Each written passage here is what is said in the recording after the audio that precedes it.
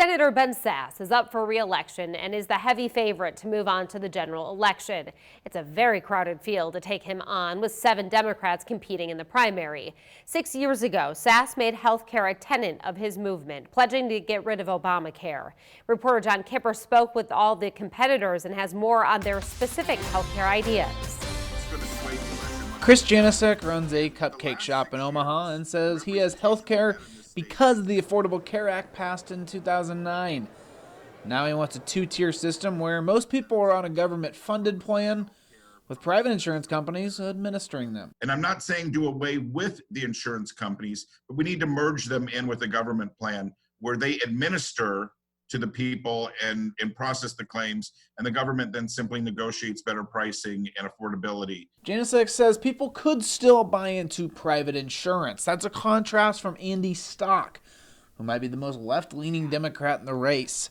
The college instructor proposes a government-run, single-payer system that gets rid of private insurance altogether. I think this whole notion that people love their health insurance is a scare tactic. I don't buy it for a second.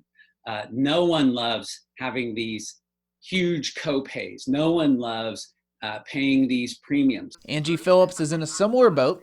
The community organizer from Omaha supports a Bernie Sanders Medicare for All proposal.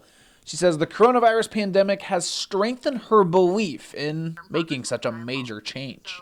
Especially right now, we're seeing tens of millions of people losing their jobs, and along with that, a lot of them are losing health care. So I think one of the things that is a strong point for Medicare for All is that it would unattach employment from health care.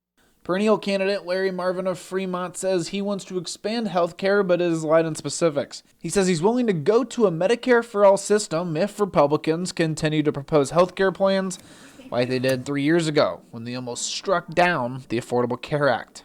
If they're not going to allow decent insurance to be sold to all of us without the pre-existing and all that other criminal behavior, then I'll vote for the leftist. Then there's Dan Wick, a doctor who says Medicare for All will make us go broke.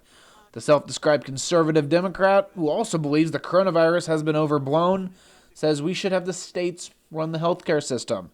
His plan would have all Nebraskans get taxed 5% of their income, and then the employers match it. That means that every single employer in this state has to pay in to manage people like McDonald's that don't pay anything. We will get every single employer to contribute to that 80% defined cost, defined benefit healthcare plan.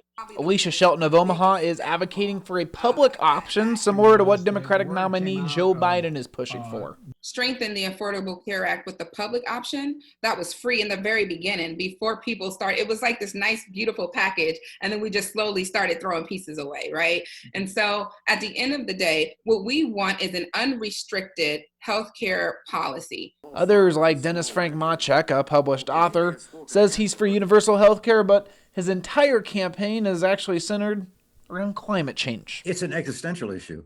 Unless we do that, before long, our land, our country, for that matter, the world, will not be sustainable.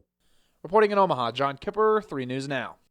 Senator Ben Sasse is taking on Matt Innes in the GOP primary. Innes previously was chairman of the Lancaster County Republican Party.